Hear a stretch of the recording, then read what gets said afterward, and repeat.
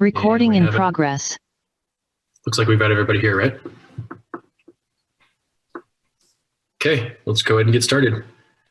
Welcome everybody to the 6 p.m. Special City Council meeting of January 11th, 2022. Let the roll call reflect that all council members are present. First item on our agenda is the opening ceremony. I'll defer to Vice Chair Lopez for the Pledge of Allegiance. Thank you, Chair. Please rise if you're able and repeat after me. I pledge allegiance to the flag of the United States of America and to the republic for which it stands, one nation, under God, indivisible, with liberty and justice for all. Thank you.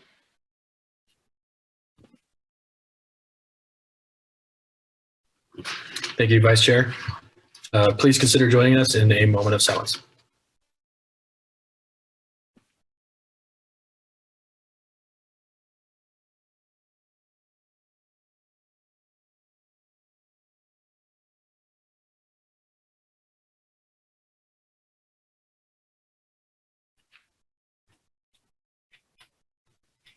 Thank you.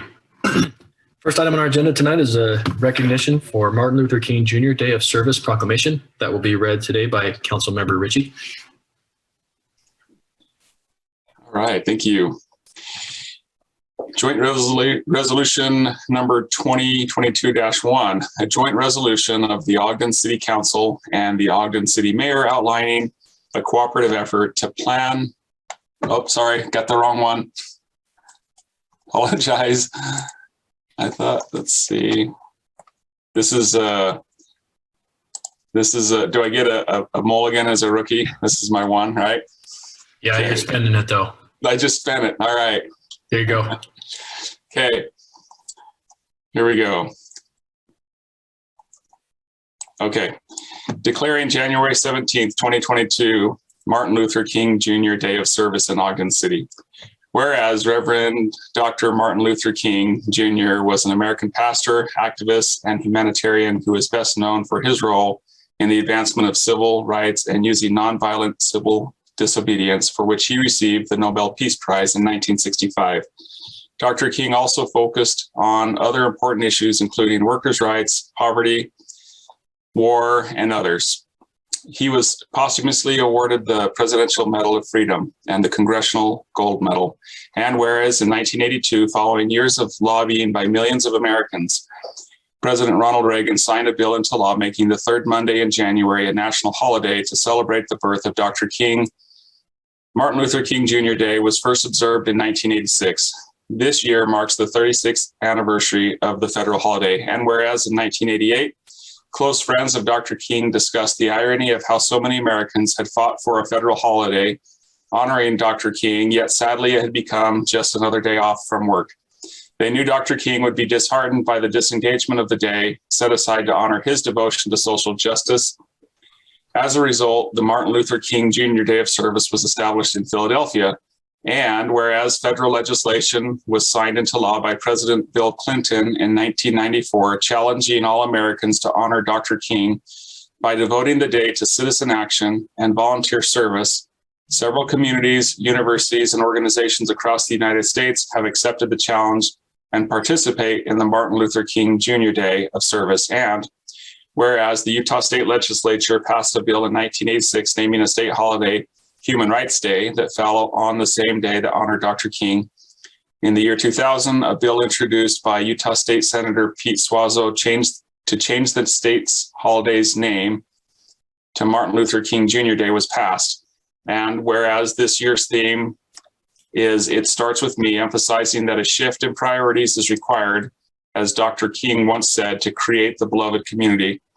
Through this day of remembrance, we strive as a community to retain and honor Dr. King's legacy of service. Now, therefore, be it resolved that the Ogden City Council and Mayor Michael P. Caldwell hereby proclaim January 17th, 2022, Martin Luther King Jr. Day of Service in Ogden City. We encourage residents, schools, businesses, and community groups to celebrate Martin Luther King Jr. Day. Join the community on Monday at 9 a.m. in a march from the Marshall White Center to the Ogden Amphitheater to participate in a commemorative program and service project. We appreciate the efforts of those in our community to build upon Dr. King's legacy by helping others and encourage all residents to engage in service on this special day, passed and adopted this 11th day of January 2022.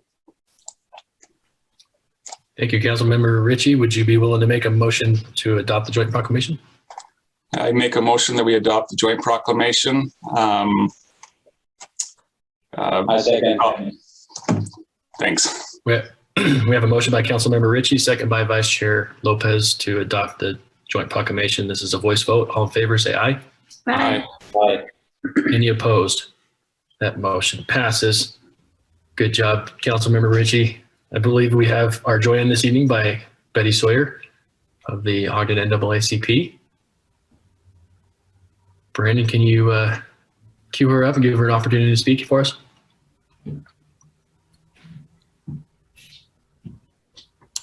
I think she's queued, Chair. She just needs There she is. I'm here. Preach. There you go. Good evening, everyone, to the mayor and city council, all of the guests that are there and staff. On behalf of the Ogden branch of the NAACP, we're pleased to be here to accept this proclamation and more so to join in partnership with Ogden City as we carry on a variety of activities to commemorate the life and legacy of Dr. King. As was stated in the proclamation, the theme this year centers around the beloved community and the notion that it starts with each of us. And so as you deliberate the work that you have this evening and every time you come together, I think we need to keep that at the forefront of our minds. How does the things that we do and say help bring us closer to that beloved community? Dr. King had once stated that is to create a beloved community, and this will require a qualitative change in our souls as well as a quantitative change in our lives. And so, as was stated, we look to this day as a day on and not a day off, and encourage all of you to join us at the Marshall White Center as we gather, or meet us at the amphitheater. And we will be going back to the Marshall White Center after the amphitheater for a service project, providing new coats and shoes for children throughout our community. And so again, we thank you, and hopefully with our newly established youth council, we may even get a representative from that group to join us to say some remarks at the amphitheater. So again, we thank you. We look forward to you participating in the different activities we have. And again, for us doing our part in building this beloved community and addressing some of those same issues, unfortunately, that Dr. King grappled with around poverty, voting rights, things of that nature. So thank you. Thank you, Betty. We appreciate you having you here tonight. And we also thank my cat for joining us this evening. Looks like, sorry. And we probably have a couple of our students from Weber State online as well, as they're one of the partners in the work that we do. So. Okay. Is there anyone else that you have teed up to speak, Betty, or just participating online watching? They're participating online. Okay. Well, thank you so much to those that are participating online, and Betty, to your work in the community and your words tonight. We really appreciate everything you do and look forward to that partnership continuing. I think that'll become even more relevant and important as we get a little further down the agenda tonight. So thank you. Sounds great. Okay. Next item on the agenda is an item of common consent to consider the appointment of Anisa Brown to the Ogden Airport Advisory Committee. Chair Nadolski, I'll make a motion that we adopt the common consent agenda as it is listed. Second. We have a motion by Councilmember Heyer, seconded by Councilmember Ritchie to adopt the item of common consent. This is a voice vote. All in favor, say aye. Aye. Aye. Any opposed, say nay. That motion passes. Next item is new business, starting with the Ogden School District boundaries. This is a proposed ordinance to establish, voting districts for the Board of Education of the Ogden School District. We'll have Ross Watkins, our own policy analyst, present that. And we're also joined tonight by Zane Wolstenhue, the business administrator from the Ogden School District. Okay, thank you. Well, let me pull up a couple of maps real quick so you can look at them while I give my little presentation. Can you hear me? Yes. Okay, cool. Sounds good. Let me just share my screen real quick.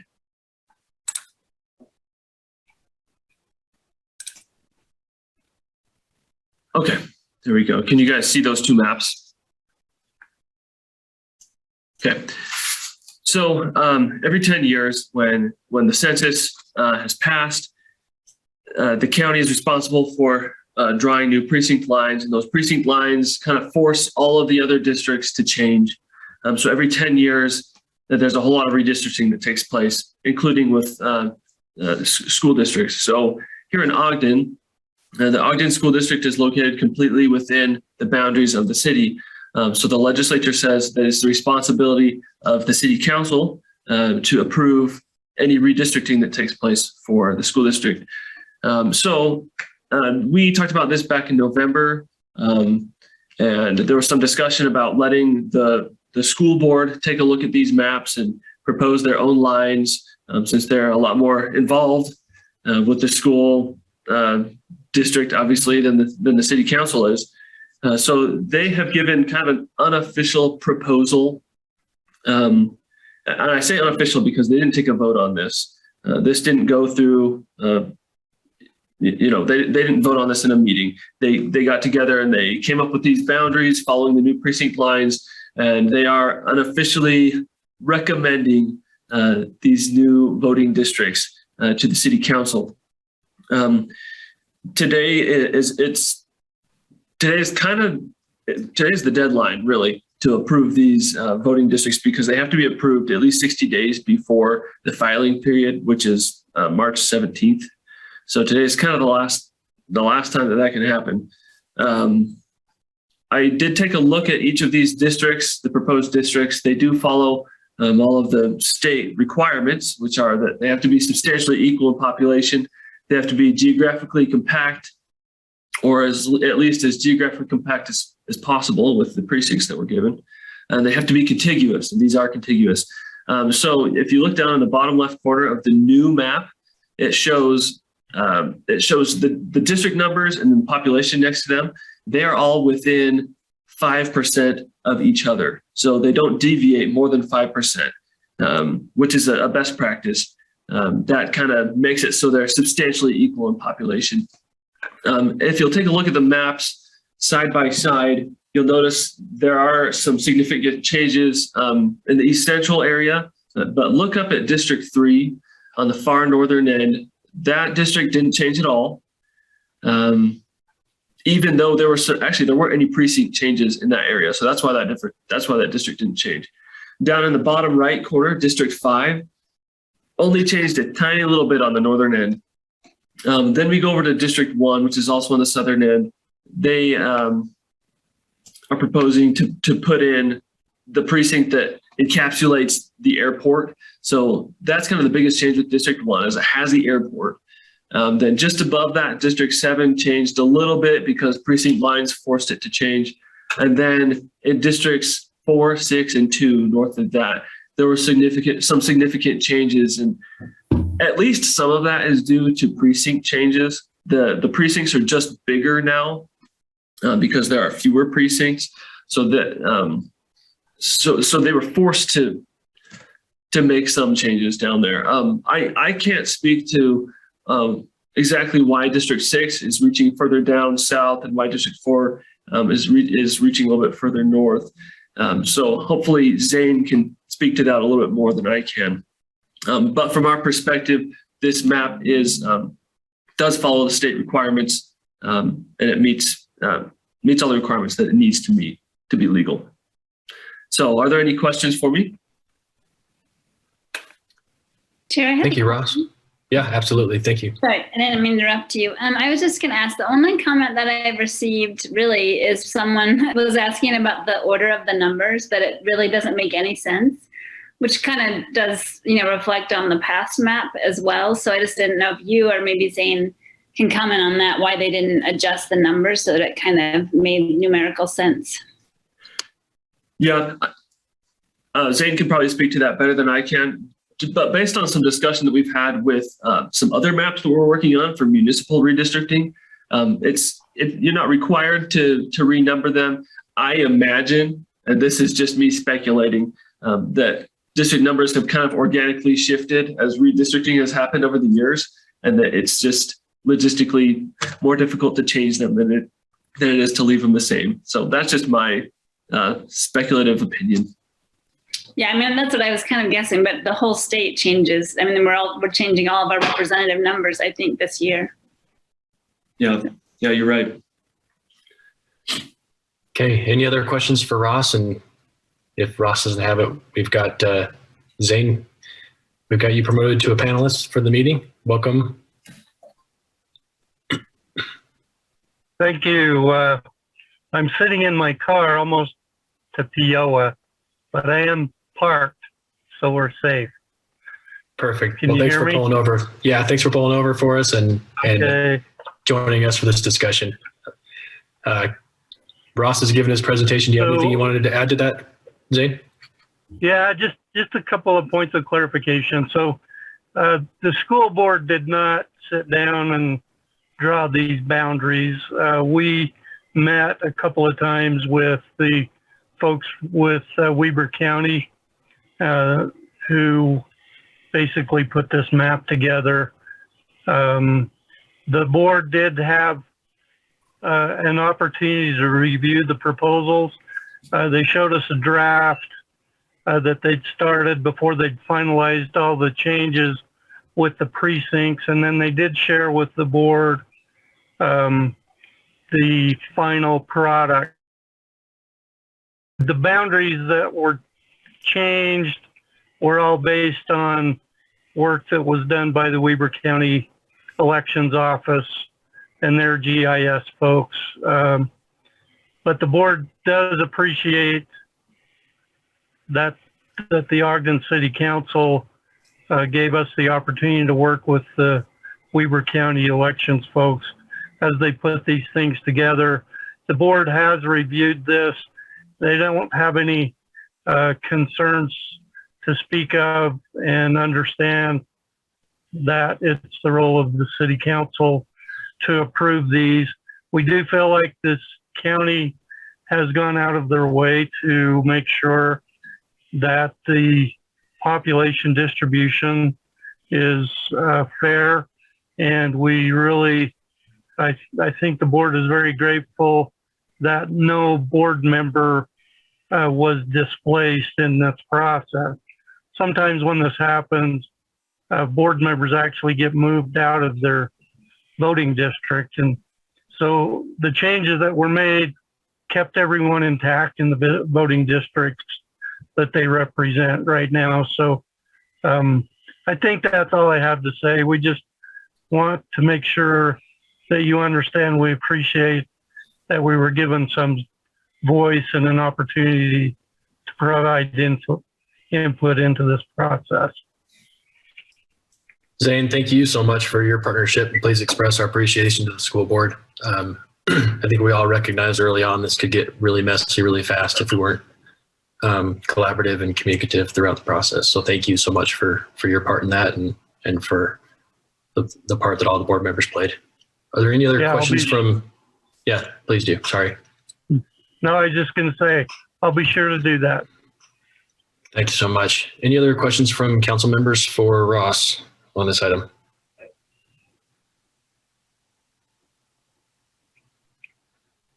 Okay, seeing none. This is not a public hearing, so I'll entertain a motion. Chair, I forgot that I could make motions, so I'll go ahead and make a motion that we adopt proposed ordinance 2022-1. Second. Welcome back, Councilmember Blair. We have a motion by Councilmember Blair, seconded by Councilmember Heyer, I believe it was. Did I get that right? Yes. Okay. To adopt proposed ordinance 2022-1. This is a roll call vote.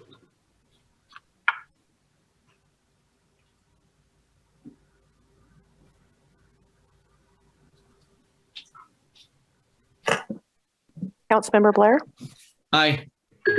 Councilmember Traburka, Aye. Councilmember Heyer, Aye. Councilmember Ritchie, Aye. Councilmember White, Aye. Vice Chair Lopez, Aye. Chair Nadolski. Aye, that passes. Thank you, Ross, for the presentation, and thank you, Zane, for pulling over and checking in with us safely. So Thank you. travel onward and travel safe, okay? Okay. Bye. Okay, have a good night. Okay, next item on our agenda is the Marshall White Center Joint Resolution. We'll be receiving a presentation from our own Janine Eller-Smith, our Executive Director on Council staff. Thank you. And I Thank checked you. that I'm unmuted, so. Yeah, we can hear you.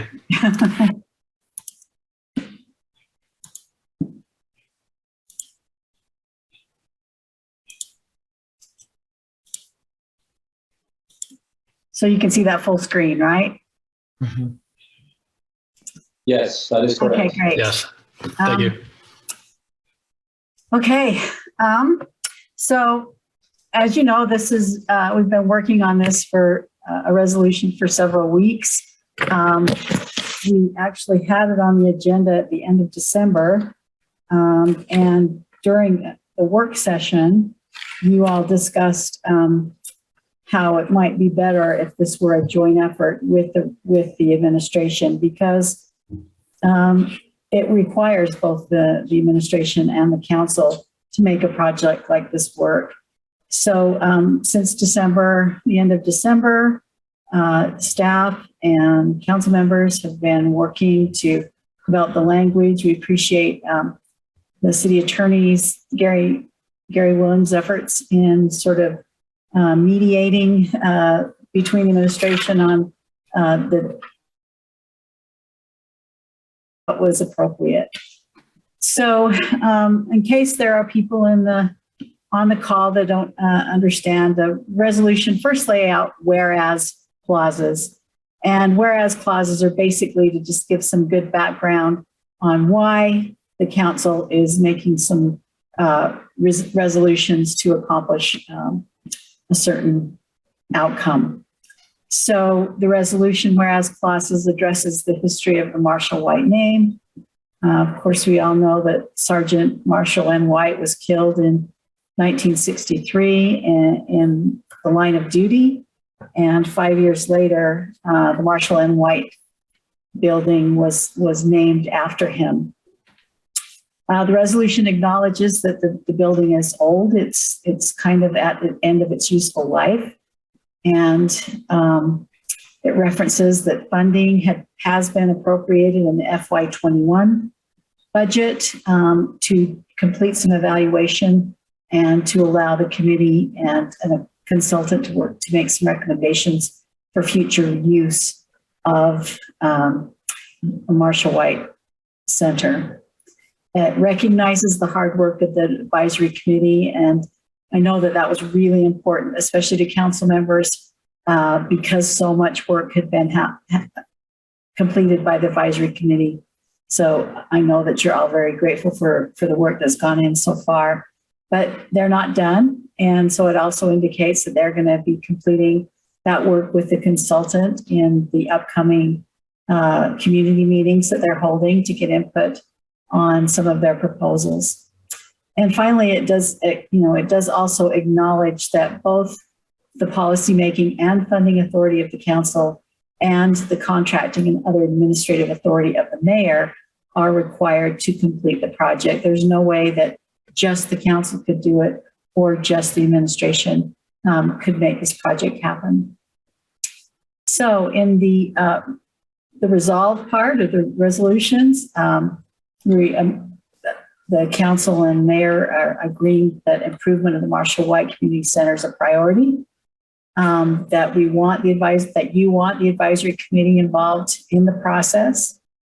that the administration will be evaluating all the elements of the project and that they're specified, outlined in that resolution, including financial feasibility, potential partnerships, and they will make recommendations regarding the level of investment in the center.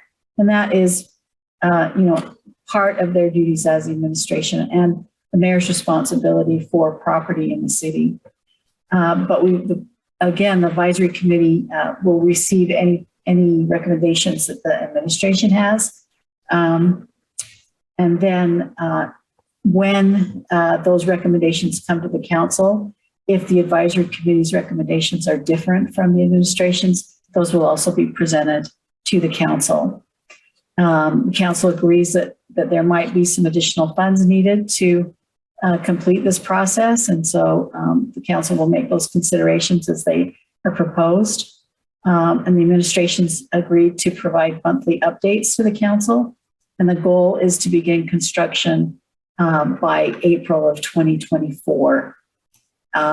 So a little bit of a caveat that I heard in some of the meetings that's a goal, but hopefully it doesn't change, but it certainly a timeline will be refined as some of these additional information is gathered and put together as they're completing the work and moving forward.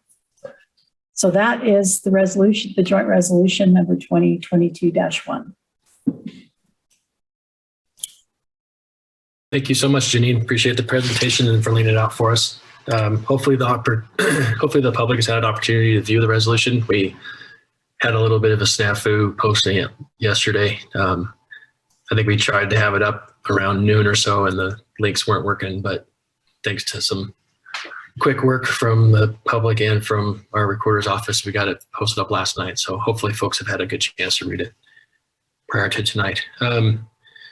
We are receiving public input on this item, so I will defer to Brandon Garside to give the instructions before we get started on public input. Thank you, Chair. If you're watching this via Facebook, you cannot participate in public hearings or provide public input through Facebook. You have to join us via Zoom, and that information can be found on our website at ogdencity.com/council. Then you go into the meeting agendas and you can find the Zoom meeting there. I'll go ahead and paste the meeting info into the Facebook just for reference.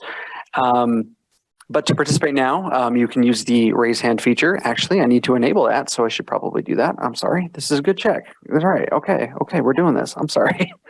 Give me 1 second. We're all just a little rusty. We've been yeah, right for a while. So okay, so the raise hand feature has been enabled. There we go. Perfect. And if you're joining us, actually nobody's joining us via telephone, so we won't worry about those instructions at the moment.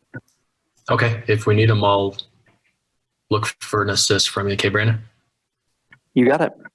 All right, thanks for the help. We'll start from the top with Suzanne Daly. Can you hear us, Susan? Yes. Susie, you there? Yep. Perfect. Can you hear me? Susie, please just state your name for the record and you have 3 minutes to speak. Sure. Suzanne Daly. And I want to thank you for the resolution. It's really great to get something in writing for us to take a look at. I just have a little bit of a concern, and it's something that's kind of been nagging me in the back of my mind through this whole process. And we know that the Marshall White Center needs a pool, and it just stands to reason that if we're thinking about multiple locations, that we're not going to have multiple pools. So if the pool needs to go at the Marshall White Center, which would just lead us to believe that that's where the major premier recreational center would be. And so I'm just a little concerned with the, in the resolution, the first number 1 point about the improvement of the Marshall White Community Center at its current location. That's great. Is a top priority. That's great. And that the city intends to make major investment and enhance, renovate, or replace the existing facilities. I just hope that that means, a $30 million, $35 million, whatever it ends up being. I hope that that's what you're intending. And if the city administration has anything else in mind, that they're very clear on it, that they come out and they propose that, because I just don't want a bait and switch kind of thing where we think we're going to get something and then it becomes something else. So that's all I wanted to say. Thank you. Thank you, Susie. And before we move on, I just want to apologize. I think I called you Susan Daly and Suzanne Daly. I'm so used to calling you by Susie. So my apologies. I'll get it right next time though. And just to clarify, there might be others in the waiting to speak that have similar concerns or questions. And I think that's part of the process that we're in right now is, establishing the committee, making sure that this resolution ensures that we have clear communication and accountability, that we're doing so transparently, doing it with a communicative approach with the committee, because we found ourselves kind of spinning ourselves in circles around how much is this going to cost, what's going to be included, what's not going to be included. And the fact of the matter is we just don't know. And so part of what this resolution ensures is that that we're tasking the appropriate people with the responsibility to have those conversations to figure out what we can and cannot afford, where we can, and do what we can. So those recommendations are forthcoming. We just didn't feel like we could make that level of specificity moving forward. But hopefully this is the step in the right direction. Okay. I kind of lost there we go. Okay. Yeah. Next on the list is David Timmerman. David, if you'll just state your name and you have 3 minutes. Hi, David Timmerman. I live in Ogden City. Can you hear me? Sure can. Good. Just want to reiterate what Ms. Daly said, which is that I think what we sort of voted on as Ogden residents was a new facility in the same location. And that's our concerns. The other concern I have is the 2-year starting point. And I know these things take a lot of time and work, but I'd rather see us try to cut that even by 6 months if we could. I just feel like if we push it out another 2 years, everything's going to happen last minute. And I'd rather see us try to hit an earlier deadline if we could and come together earlier.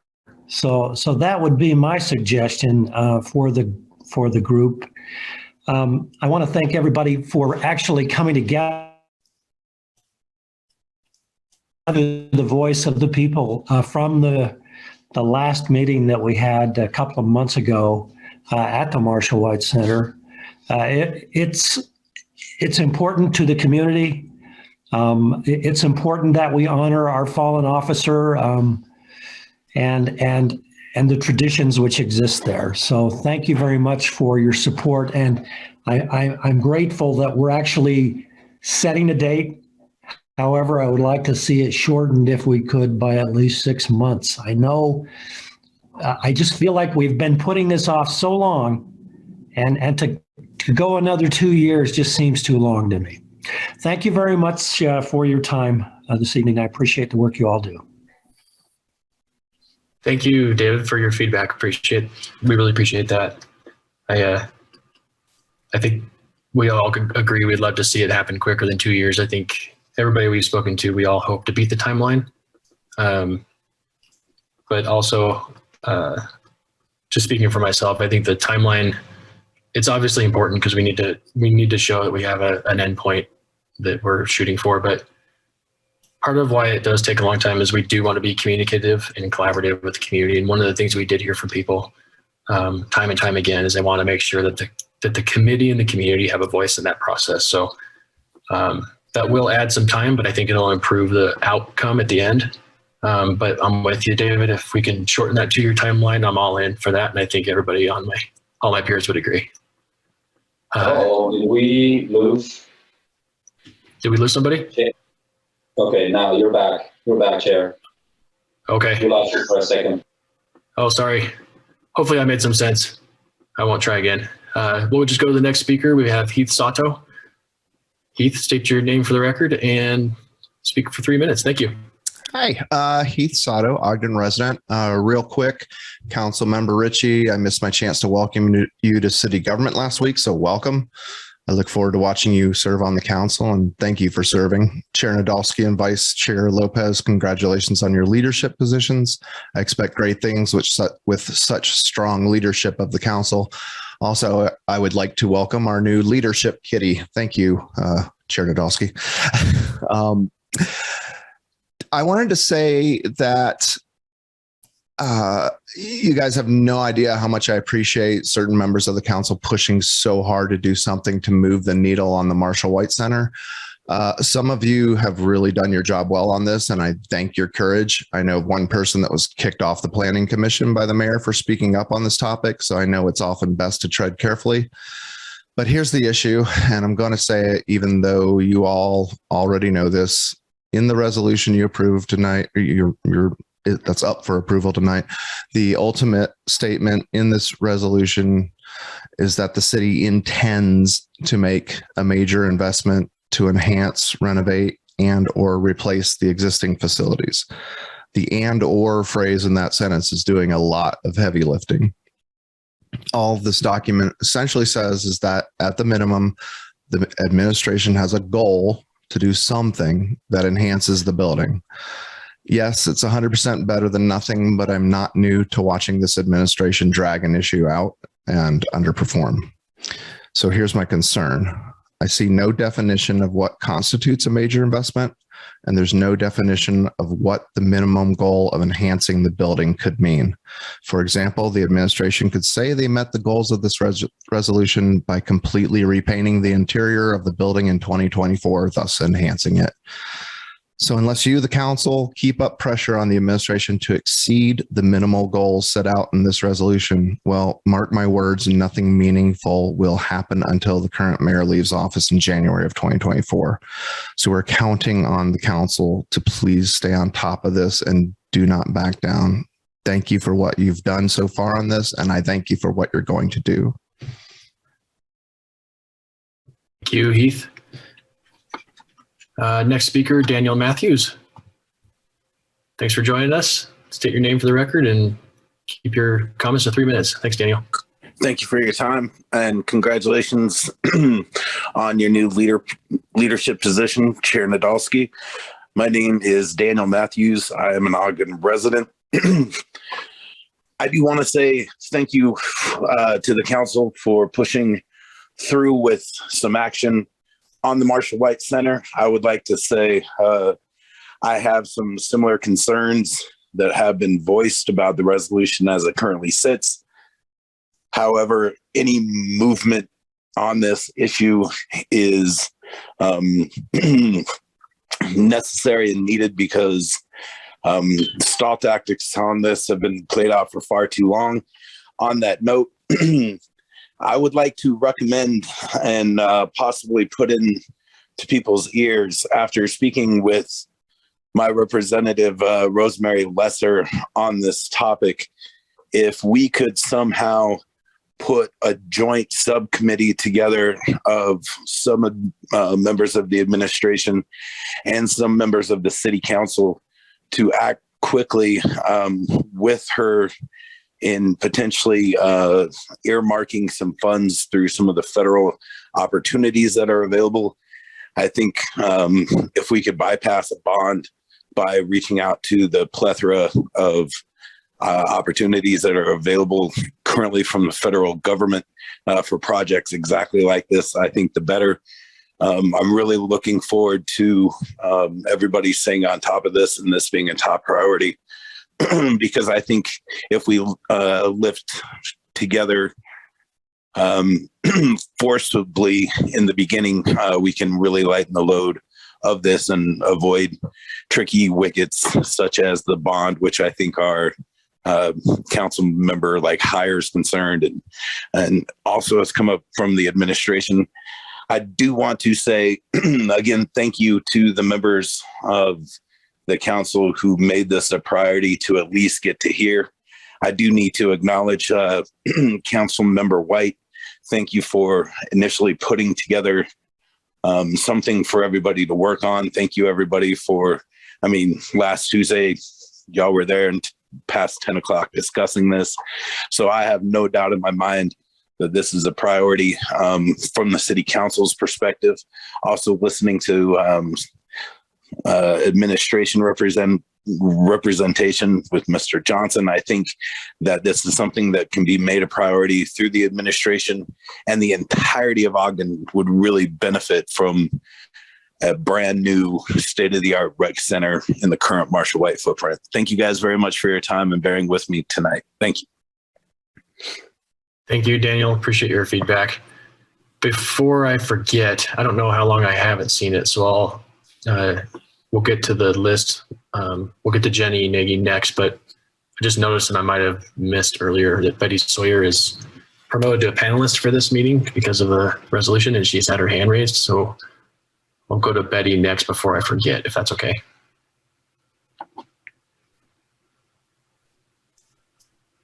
Thank you, Council Chair. I concur with the statements that have already been made about some concerns with the resolution, but first and foremost, thank you all for coming together to make this happen. Councilwoman White for initiating this process to move us off dead center, because it has been an ongoing conversation with frustration and concern along the way. I'm excited to see that you specifically outlined the role of the advisory council, and that you'll be working to value and honor their contributions and the work that they've been put in place to provide. There are a couple of statements that are ambiguous, some words that cause concern, but I'm hoping that as we move forward, this process will be more clearly defined, knowing that we can't put everything in a resolution, and this is kind of a template for us to move forward on. But again, like major and enhance, those don't mean a whole lot until we get down to the nitty-gritty of what's actually going to take place. I'm pleased that we have addressed the fact that it will be at its current location. But again, as Ms. Daly has stated, whether that means a swimming pool or not, we don't know from the language that's in this resolution. My other concern, we don't lose the opportunity with this timeline to apply for and secure ARPA funding, both that we already have as a city, that the county has, as well as a state, to invest in this work. And so I would encourage you, like I think it was Mr. Matthews had mentioned, maybe broaden this coalition of fact-finding and planning to make sure that we are capturing every opportunity that we can to not have to bond, but to find additional funding that's already available to meet this need. And lastly, in that number 3 part, there are a lot of general statements. And again, we're holding you all accountable for what happens moving forward, the mayor and city council. And so while I'm encouraged, I'm still looking to have you show me where your commitment is when it comes to equity, inclusion, diversity, and making sure that the health and wellness of Ogden is a priority. Thank you. Thanks. Before we let you go, Betty, can you just state your name for the record for us? Oh, Betty Sawyer, Ogden resident. Thank you so much. Okay, back to the list. Jenny Nagy, welcome neighbor. Please state your name for the record and limit your comments to 3 minutes. Hi, my name is Jenny Nagy. I don't know if I can say what I want to say any better than Daniel and Betty, who went immediately before me, said it. So I will just try to reiterate some of the points that they have. I share a lot of their concerns and the concerns of those who spoke before me, specifically about some of the ambiguous language about what is a significant investment or a substantial investment, whether or not that includes a pool. And that, like Heath said, I really want to ask the council to keep a close watch on this and make sure that things are getting done in the spirit of the resolution. I think I'm glad that it says has the wording about the current location. I think it's more good than bad, and would tend to support it. I echo Daniel's and Betty's call to work with Representative Lesser and our state representatives to secure as much state funding as is available as we can as quickly as possible. And I think that summarizes their main points, but that's I think that's all I have to say. Thank you. Thank you, Jenny. Next on the list is Angel Castillo. Please state your name for the record. Limit your comments to 3 minutes, Angel. Good evening, Angel Castillo, Ogden resident.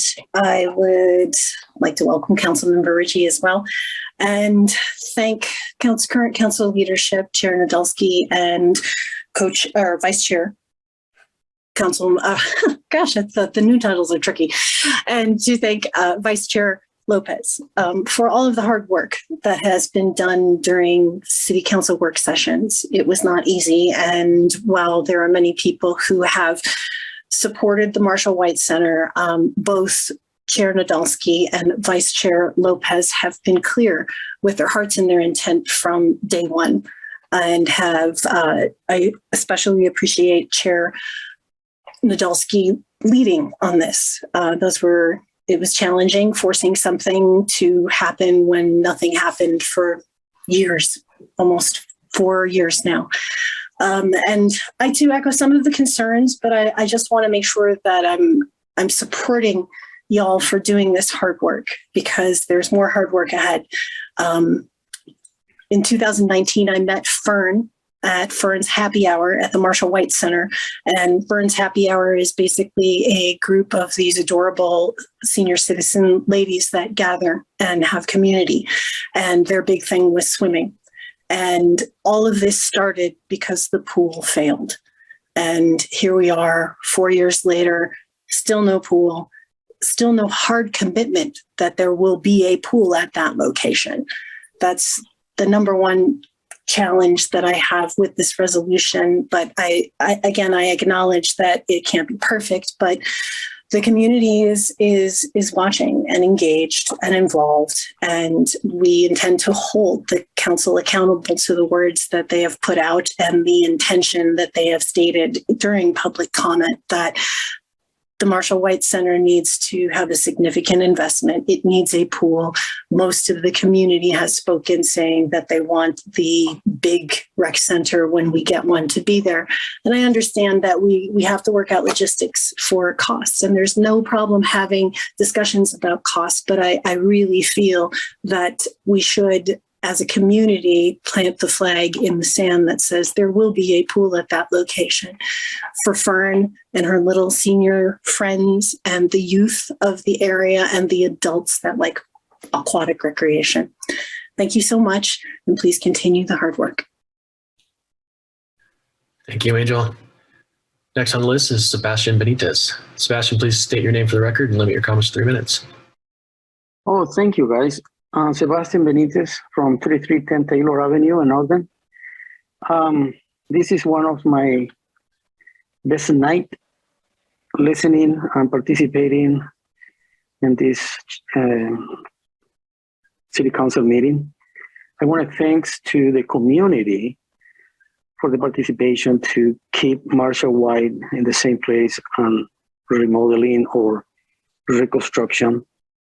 I want to thanks honestly, really deeply to the community because they make possible this. I want to thank to the community was working really hard to to see this time, and I want to thank especially to the city council for this hard work they're making. And special thanks to you, Ben Radowski and Luis Lopez, to make this one possible. I remember in August when I announced my candidacy for the city council, my point was Marshall White.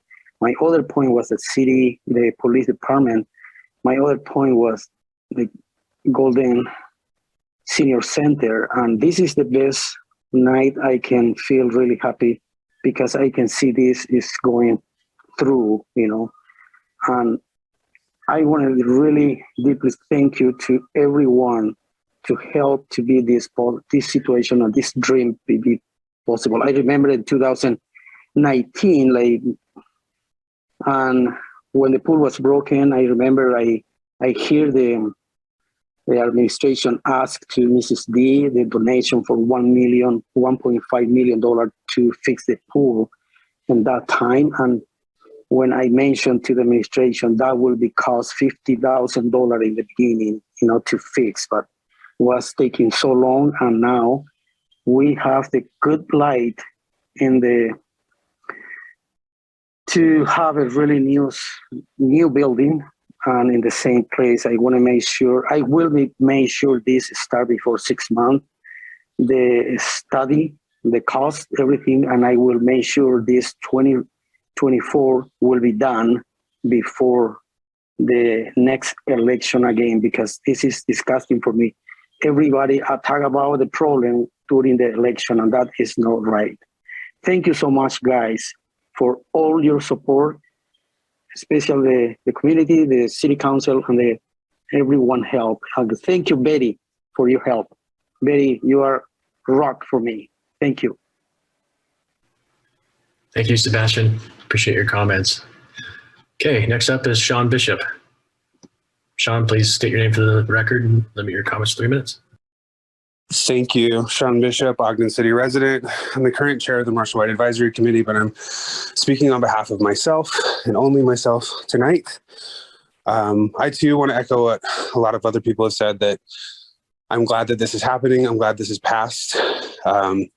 It's not perfect, but it's also a resolution. And we know those are not binding and not necessarily anything that will lead to action, although I have a lot of faith that it will lead to action. And I just wanted to chime in tonight and express my desire to move forward. We talked a lot about different funding avenues and state funding and county funding and partnership opportunities. But in my experience and in talking to people, I think that Ogden City needs to lead out on that. The county's not going to give any money. The state's not going to give any money unless Ogden also has significant skin in the game. So we can ask those questions, absolutely. How are we going to do this? But in the past, it's felt like how are we going to do this has stopped us from doing anything. So I'm excited for these upcoming meetings so we can move down the line as an advisory committee. I encourage anybody to attend our meetings. We actually have one tomorrow. There are public meetings. We will have public comment. People can talk and ask their questions there. And then the meetings coming up for VCBO as well. Again, thank you to Councilmember Chaburka, Nadolski, Lopez, White, especially for moving this down the line, getting this resolution in. I think it's a little, it's late, like we've all talked about, but it's here, and that's good. I just want to make sure that we follow it up with more action to keep the Marshall White Center where it is, where it's been for 50 years, for the community that has needed it for 50 plus years. And just to remind everyone that, the efforts that are being made by so many different groups encompass the whole city. So of course we care about the history of the center and we care about serving the whole community. So I just invite our leadership to join us in that and continue on to make the Marshall White Center what it used to be and even better. Thanks, everybody. Thanks so much, Sean. Appreciate your comments. I don't see any others. Is there anyone else that in this list of attendees that wishes to comment? Okay, this is not a public hearing, so we don't need a motion to close the public comment. Are there any comments from council members?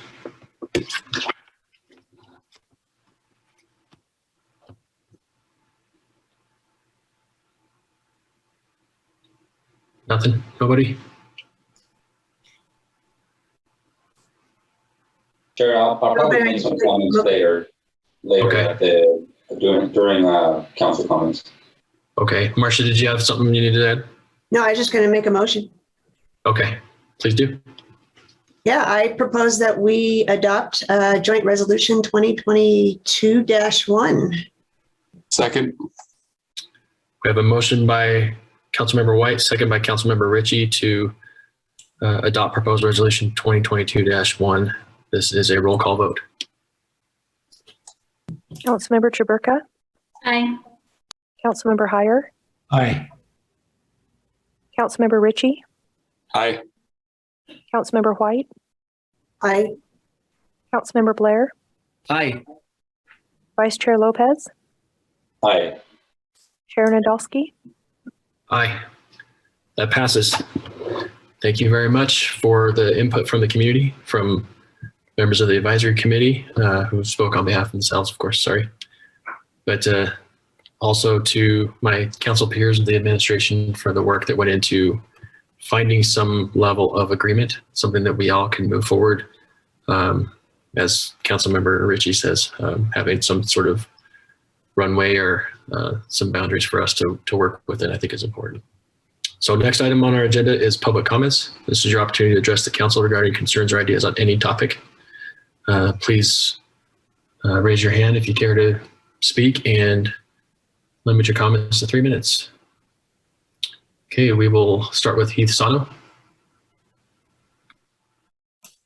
Hi, Heath Sauter, resident again. I had one other concern tonight, and it was about the work session today. There was a lot of discussion about increased restriction of free speech by the public in chambers, even talk of banning any display of disagreement or solidarity on an issue altogether.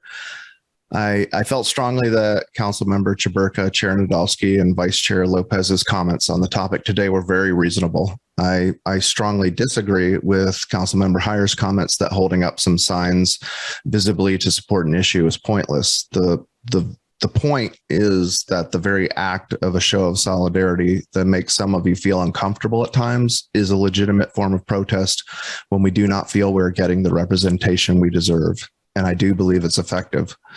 If people find speaking up around people with signs to be scary, as Mr. Heyer said, then they already have the option to call in instead. This issue is, this issue is about the council's discomfort, not the public's. Thank you.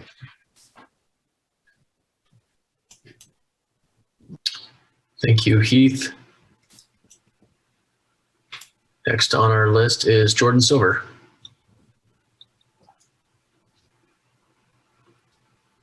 All right. Thank you for allowing me to speak. My name is Jordan Silver, Ogden resident, career pilot, and regular user of the Ogden-Hinckley Airport for 18 plus years. Currently a smoke jumper pilot for the U.S. Forest Service. Prior to my list of gripes, I'd like to express sincere gratitude for the fact that we do have an operational airport in Ogden and for the many positive things that have and continue to happen there. That being said, I've sadly watched our airport deteriorate rapidly from a user-friendly place to conduct recreation and business to an at best unpleasant and at worst financially ruinous endeavor. I believe the current airport management and the city's attorney are certainly trying to effect positive change in the name of progress for our airport. While I understand this change and progress are necessary, it's widely agreed that they are being enacted with a secretive, underhanded attitude accompanied with malice and greed. Among many complaints, I'd like to emphasize the following and would encourage all of you to look deeply into all matters concerning the Ogden Airport. One, a reminder to the active class action lawsuit between the ORAA and Ogden City regarding the illegal actions of airport management in Ogden City, including illegal confiscation of private property, unequal enforcement of onerous and excessive hangar inspections, continuous failure to comply with grant assurances required for continued receipt of federal funds, unreasonably short land leases to current hangar owners, unprecedented insurance requirements for hangar and aircraft owners. 2, efforts and massive tax dollar expenditures on an attempt to bring large commercial operations to the Ogden Airport. These operations are ill-planned and implemented and are currently failing. They are not worth what we are losing. 3, rejection of proposed growth by users like Boresight and the U.S. Forest Service and others that would have brought revenue and jobs to the airport. Seeking to evict and rendering assets worthless for companies like Skydive Ogden, the longest standing business at the Ogden Airport at 30 years this month. 4, an airport advisory board who is consistently ignored by the city, that has recently refused public comment at their meetings, and that contains a member at Brundage that is in direct conflict of interest as the manager of the federally contracted airport control tower. 5, air traffic controllers who are ruining user experiences and discouraging growth through harsh and negative interactions with pilots. 6, hoarding of aircraft tie-down spots by the airport with outside user aircraft facing threats of impoundment. 7, use of actual and threats of airport access badge confiscation or limitation in a punitive manner, which is illegal. All these issues are on the tongues of pilots around the country, making a joke of our airport industry wide, and it's going to restrict any potential users, hangar business owners, or investors. And I'll be coming back in the following weeks to touch on each one of these issues with a little more detail, as I know I covered a lot in one sitting. I really appreciate your time and consideration. Thank you, Jordan. Did you state your name for the record before we let you go? I think we already lost him. Sorry. Chair, before he's gone, I'd love it. It sounded like he was reading from something. I'd love it if he would email that to me. I'd love to get those bullet points. Okay. Thank you. Thank you. Hopefully, Mr. Silver, you're watching and listening and can find Councilmember Heyer's email contact on our website. We appreciate that. Okay, next on the list is Taylor Knuth. Taylor Knuth Bishop, sorry. Hi, Taylor Knuth, Ogden City resident.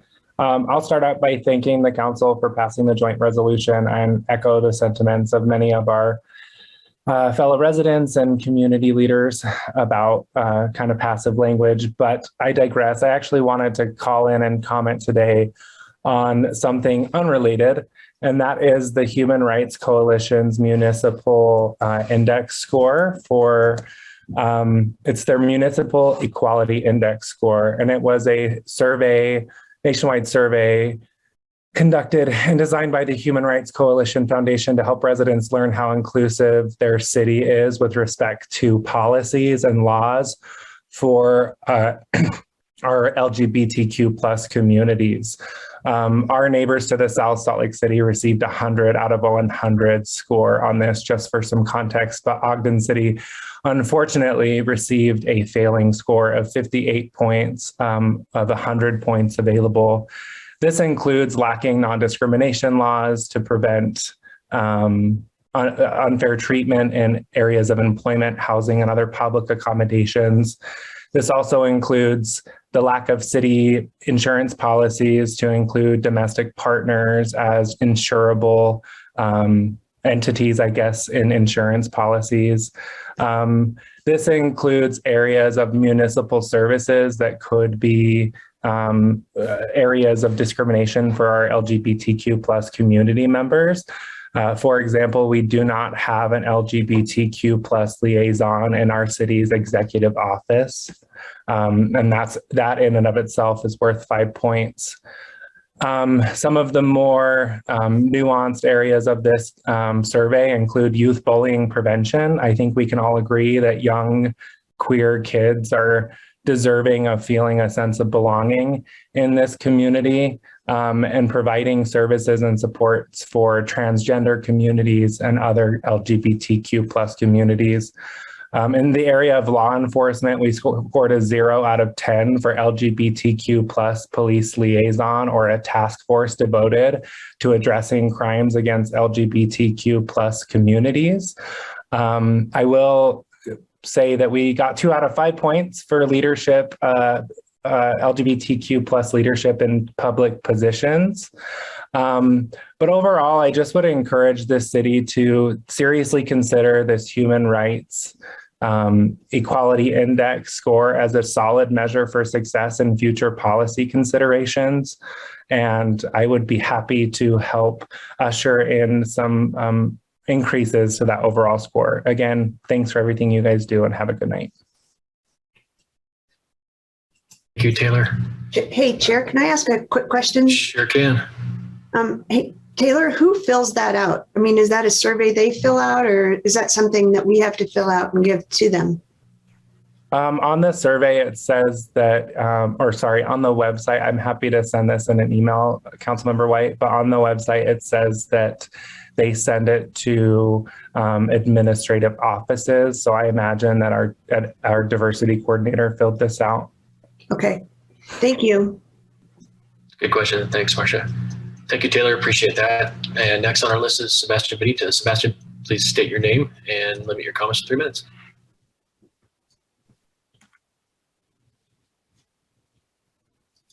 Hi, this is Sebastian Benitez again. I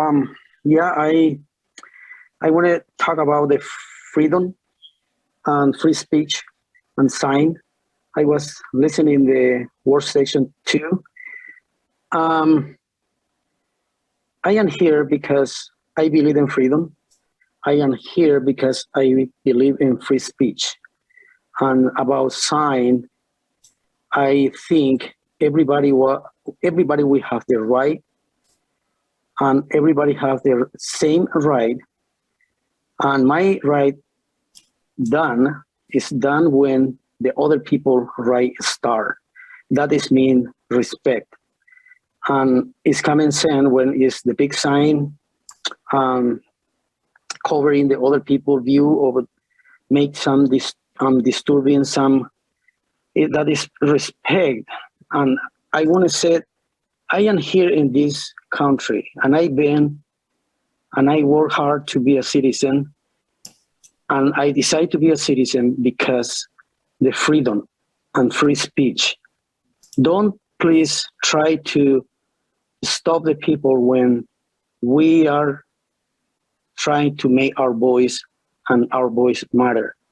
That is the point why I want to talk again. I was not expecting to talk anymore tonight, but I want to just point this situation because it's no sense for me come from the dictatorship countries and coming here and try the people to stop my voice and take it off my free speech.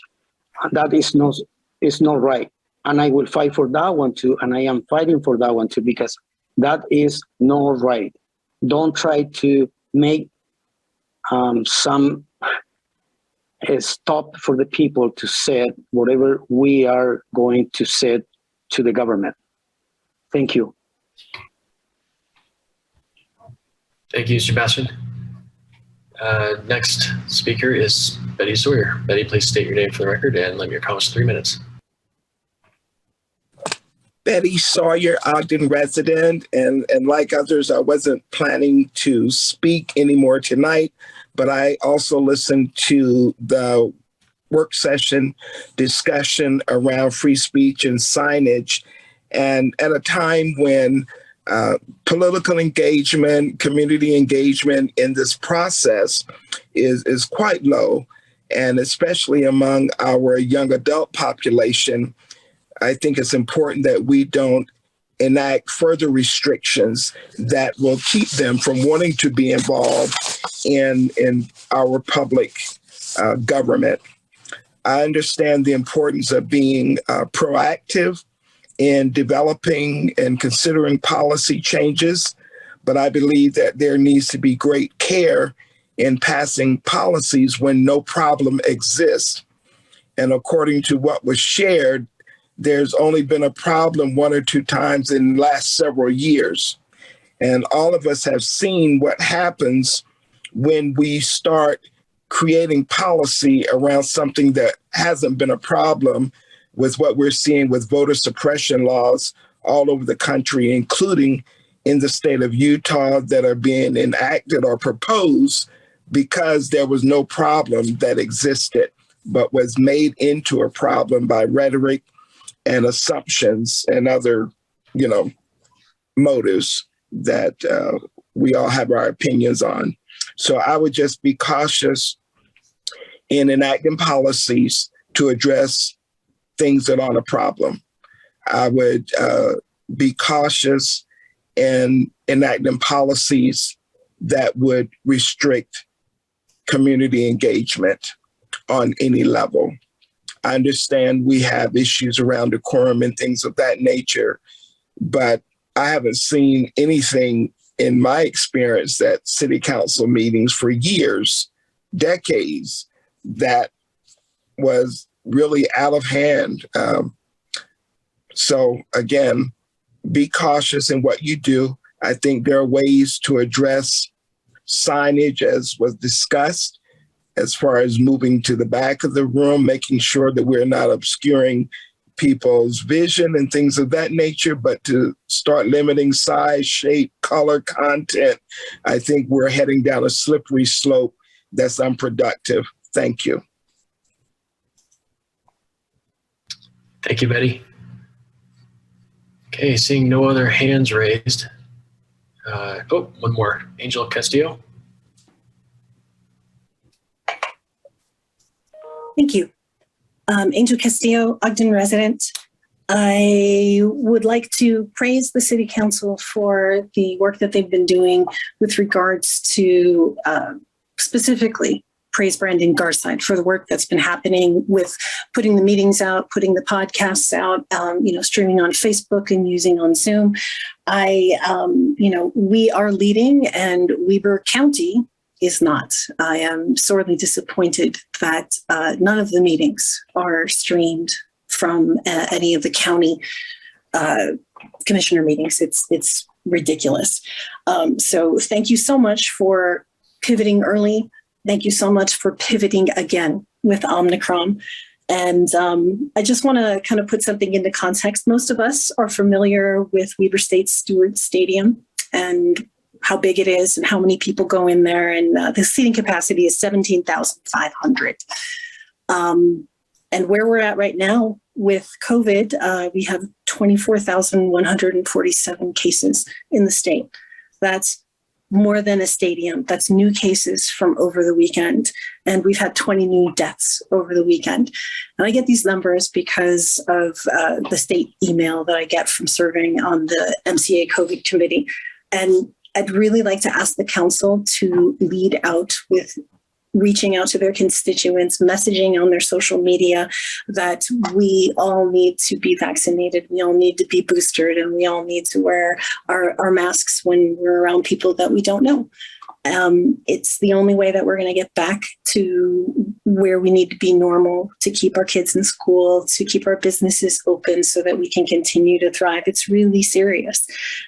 More than Stewart Stadium new cases over the weekend. So please just continue the messaging to your constituents. Thank you for being conscientious and to do the right thing by making sure these meetings are virtual until our numbers go way down. Thanks. Thank you, Angel. Okay, now seeing no other hands raised, we'll pivot to comments from the mayor. Sure. I just want to reiterate some of what's been said. I appreciate the time and attention that the council and all our staffs on both sides have given to Marshall White Center. And I'll address some of the COVID things. We're all exhausted by that, and we've taken a lot of measures to do that. Part of what we're doing right now is a big part of that. You know, I have 2 ER physician brothers, and I talk to them multiple times a week, and we're really, the biggest priority we have is for the health and well-being of our community. And so I think the conversations tonight are a big part of that. And I appreciate the willingness to work with you all and to talk about different things that are difficult and everything else. And I really appreciate, we got a lot of things to figure out in terms of what's going on with the Marshall White. That's part of what we've spent the last year and a half working with our committees and everything else. I think this statement is a huge step in the right direction. And I do appreciate the willingness from you all to work through that and to try to figure this out. Yeah, you know, I look at everyone's face on this Brady Bunch little deal, and this has been a hard 2 years for everybody with some of these issues and with COVID and everything else. And I do appreciate the willingness for everybody to work together and to us get to a point where we can put a joint resolution out. We're collectively in this together, and it means a lot to me. And we're committed to continuing with that. And we're committed to continuing to have the health and well-being of our community as the number one priority. So I thank everybody for their comments and what they had to say. We've listened to all of that, but I want to really thank the council and the council staff and our administration for willingness to work together to try to figure some of these things out, because it's been an exceptional couple of years, as we've talked about a lot. So thank you all for and the public for your comments. Thank you all on the council for your commitment to this, and my promises will continue to work for and towards better things. And I think at the end of the day, we all have the same goals and objectives in mind. How those get accomplished can sometimes get,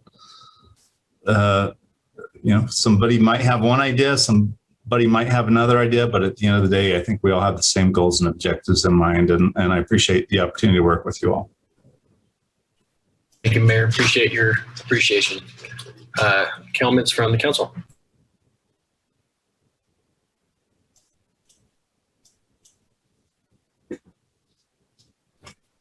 Don't all jump up at once now. Chair, I'll go first. Thank you. Yeah, go ahead. So when I started this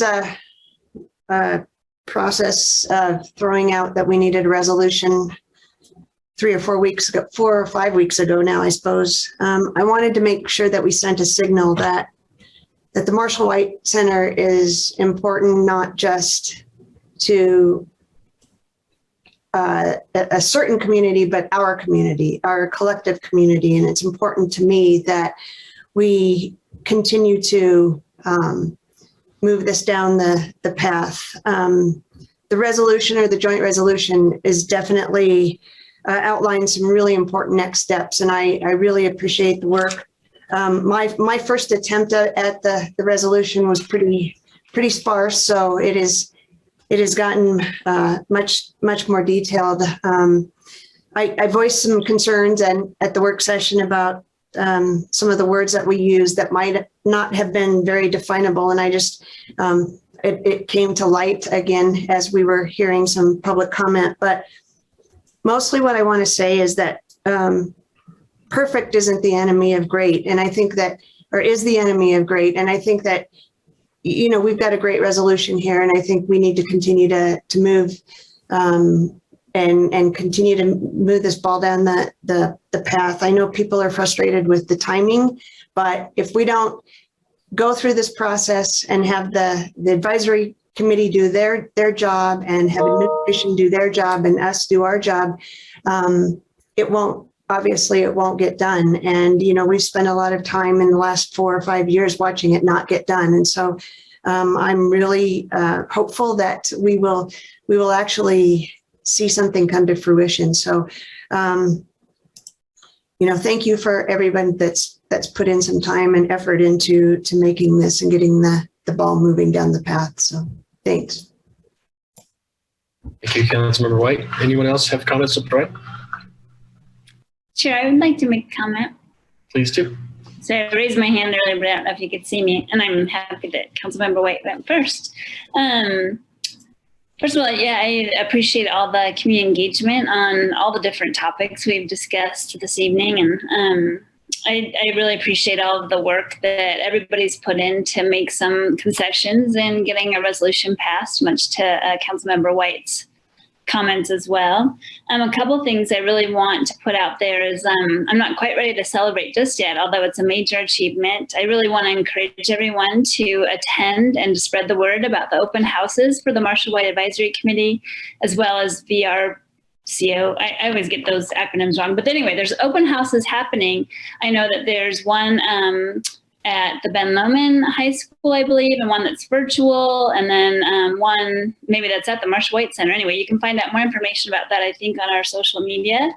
So it'll be really important to get a lot of people engaged in the conversation that maybe don't know about it already. And then just another event that I'm not sure if everybody will hear about before our next meeting is I really loved Betty's reference to the beloved community and that focus on MLK Day this year. And there's a conversation that's going to be happening at Weber State University January 19th at 6 p.m. on Zoom that's surrounded, that actually will have the people that are leading the project of the beloved community. And I think it would be really powerful if anybody's interested in attending that. So thank you. Thank you, Councilmember Jaberga. Any other council members? Chair, I'd like to say a little something. Sure, please do. Be perfectly clear that I am a huge proponent of free speech. My comments in the work session were not meant to stifle anyone's free speech. My desire is that everyone feels comfortable to engage in free speech and in the communicative process. What we do is much more difficult if we only hear from little segments of our society. It's important to know what everybody thinks, and otherwise we're having to guess or assume that they don't have an opinion, which I think would be erroneous if we assume that people that don't speak up don't have an opinion. So I am a huge proponent of free speech. The adage goes, and I can't remember if I may not agree with you, but I totally agree with your right to say what you think.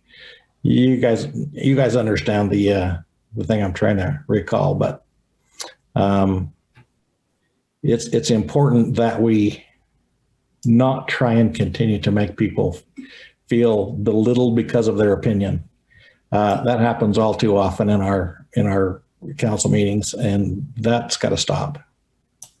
And that's all I have to say. Thank you, Councilmember Heyer. Any other comments from anyone else? Chair, maybe a quick comment from me. Yes, please. Please do. All right, thank you. Just I want to thank all of those who participated in this meeting and have expressed their feelings. Appreciate that. Expressions of faith that we're working together and working to try and find resolution to some of these issues. I think, and especially Chair Nadolski and Vice Chair Lopez for your leading out and working in this issue as well as it relates to Marshall White Center. I think as it relates to the resolution, if any one person loved it, then it was probably not done right. We have to, make those concessions to work together. And what I like about the resolution is it does give us a little bit of a track to run on and something to build towards. So I'm new to this. And again, I'll play the new guide card a little bit longer, I'm sure, but I do like the idea and the feeling. I do believe there's a genuineness in administration's desire to do this right, as well as the city council. I feel like there's a lot of joint feelings on how we can make the Marshall White Center what we hope it can be. So thank you again for those who shared their thoughts, and looking forward to the next couple of years as we work on this. Thanks, Councilmember Ritchie. Chair, if I may? Yep. Yes, please. I just want to echo some of the things that have been said, especially thanking everyone. Thanking everyone on the council who has done their part and has put in work. I know that I personally got a taste for being in leadership this last week and spent a whole bunch of hours working on the topic related to Marshall White and a couple of other topics. And I am very, very honored to be doing this work.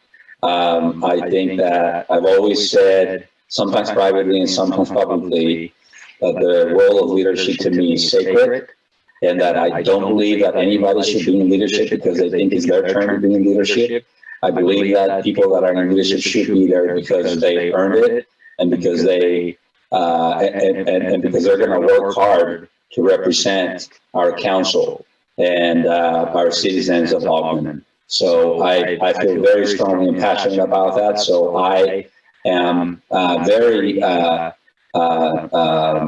excited to lead by example and to preach by example. And as part of that example, just for the record, I've sent an email to a few council members, and I am due to send a few emails to other council members, and hopefully meet in person with others as well. But I've had conversations with many. I would like to extend an opportunity and an invitation to our residents that express concerns on this meeting tonight about freedom of speech to call me if you would like, if you believe that I could help explain my position on this topic. I would love to speak to you. As everyone knows that spoke, I know almost everybody personally, and you know that I answer my phone all the time, and that I work all hours of the day. So you have my cell phone. If you don't have it, it's posted on the website. My cell phone is not hidden from anybody. And if you call or text, I will get back with you, and I will make sure. I'm pretty sure that you will feel comfortable that what we're going to do and what we're doing has nothing to do with limiting freedom of speech. I don't believe that. But let's have that conversation with anybody if you would like to.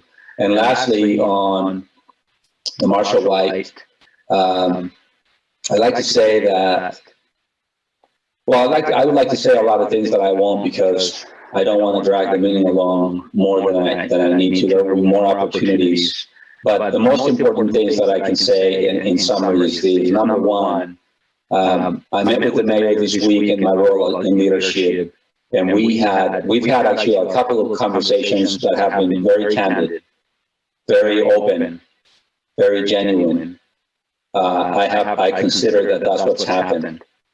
And I personally, very personally believe that I only want to bring up the past if it's going to help me to achieve the goals of the future, not to create any challenges or difficulties between us and the mayor or the administration.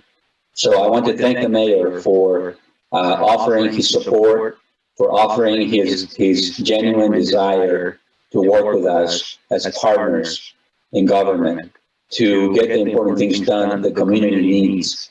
And we agreed that we're going to continue to have this very close communication and to work for the citizens of Ogden. So I want to thank him for that. And as I've said in the past, many times, my story, which I won't repeat, about being poor at some point in my life here in Ogden and not having money to take my kids in the winter in the recreation. This topic is very dear and near to my heart, very important, and I will make sure the most important thing to me of what happens at the Marshall White is that we respectfully and genuinely honor the memory and the history of Marshall White in what we do with that center. And I am also very interested in looking at youth recreation in our whole city.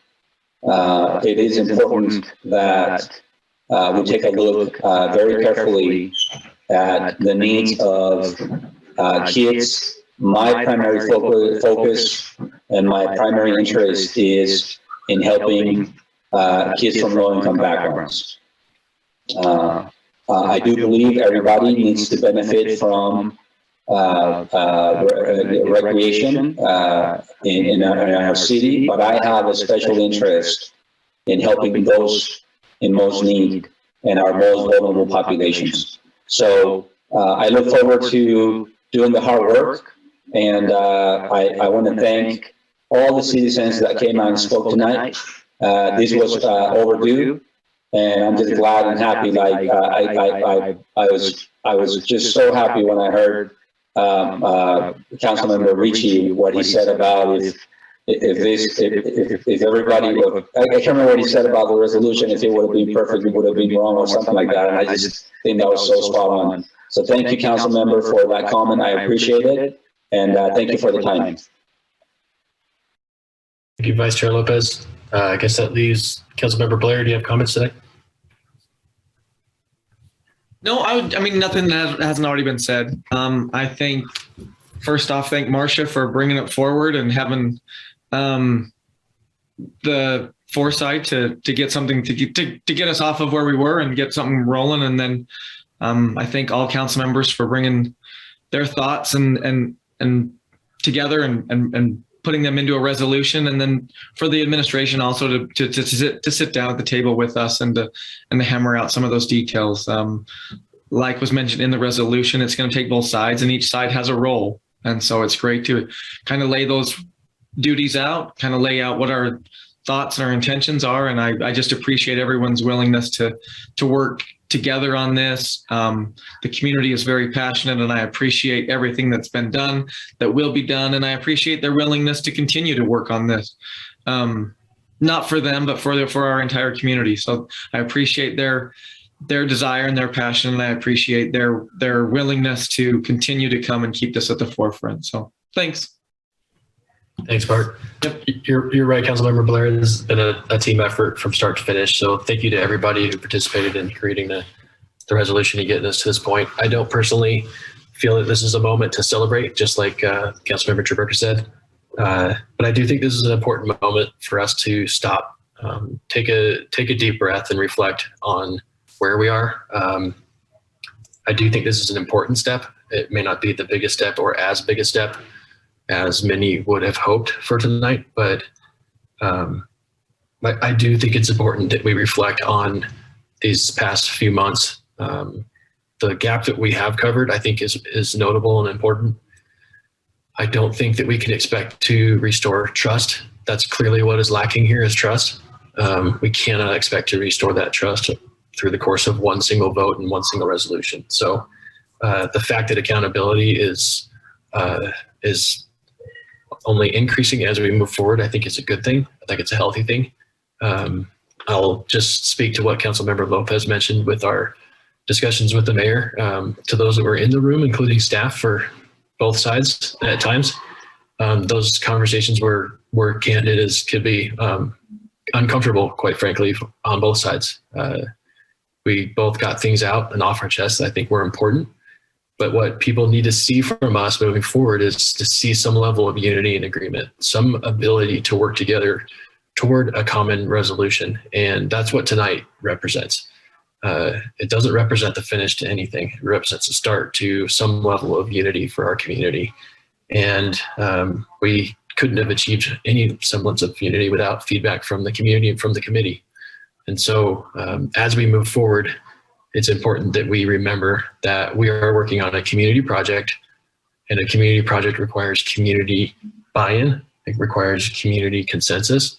And that probably means that a lot of us aren't going to get everything that we want, but we're going to get a lot of what we need and what our community wants and needs and deserves.